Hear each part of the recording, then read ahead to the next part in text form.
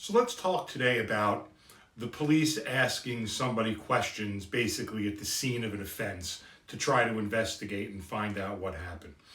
And, what should somebody do in that situation if they've done something wrong and the police are trying to speak to them and find out what happened? It's very simple, as I say throughout these videos and say throughout my life. You keep your mouth shut. You don't say anything. You don't look to speak to the police if you could help it.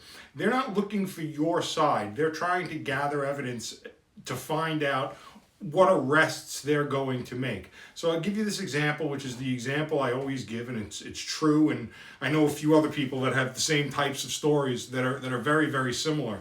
My guy hits somebody in a bar. They come to speak to him, after they break everything up. And he says, listen, I didn't hit anybody. He goes, I was standing right there. I was like 3 feet away from him, but it wasn't me that hit him. So he thinks he's in the clear, but I look at it and the police look at it and they say, well, this guy was right near him. He could have done it.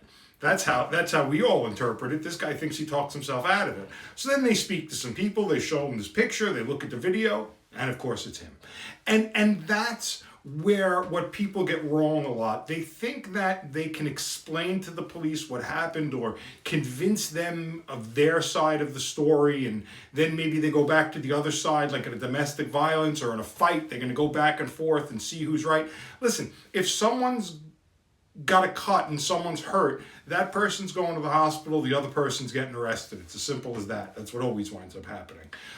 If a crime, it's not about who's right, it's not about who's wrong. If a crime is committed, if a criminal offense has occurred, if someone is going to hit someone and break the skin, the other person's going to get arrested. So it behooves you not to talk and not to explain and not to give more information than you should. And I understand it's very nerve-wracking. The police are talking to you.